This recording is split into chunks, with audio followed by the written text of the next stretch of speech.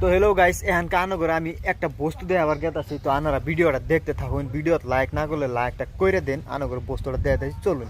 তো গাইস এই যে দেখতাছেন এলে কি জঙ্গল, আসলে তো এলে জঙ্গল না, আনারা ভাবতাছেন জঙ্গল, আমিও তো দেখতাছি জঙ্গলই, কিন্তু ইনুগার মানুষের জন্য জঙ্গল না। ধরেন আনগর বস্তি দিয়ে যদি কালে এরকম ধরনের জঙ্গল থাকে আনারা যাবেন না, কারণ যুগ থাকবার বা হাফ থাকবার বা এলে তো হাফ থাকে না থা না, কিন্তু ইনুগার হাফ অনিষ্ট করে না, মানুষ অনিষ্ট করে না, কারণ এরা হাফ কোনো সময় মারে না আর কেউ মারবারও দেয় না, এজন্য এনুগার হাফ আছে, হাফে অনিষ্ট করে না।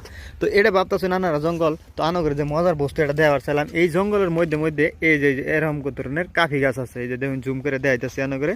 তো এই যে এটা হলো কফি, মানে বড় বড় রেস্টুরেন্টে যে বানায় চা, আমরা চাই বেশি খাই, কিন্তু কফি যে বানায়, কফি যে খাই, এই কফিটা এই বস্তুটা দিয়ে তৈরি হয়। এই কর্ণাটক এলে আবাদ করে, মানে চাইনা দেশেও করে, দেখি ভিডিও সিডিওর মধ্যে।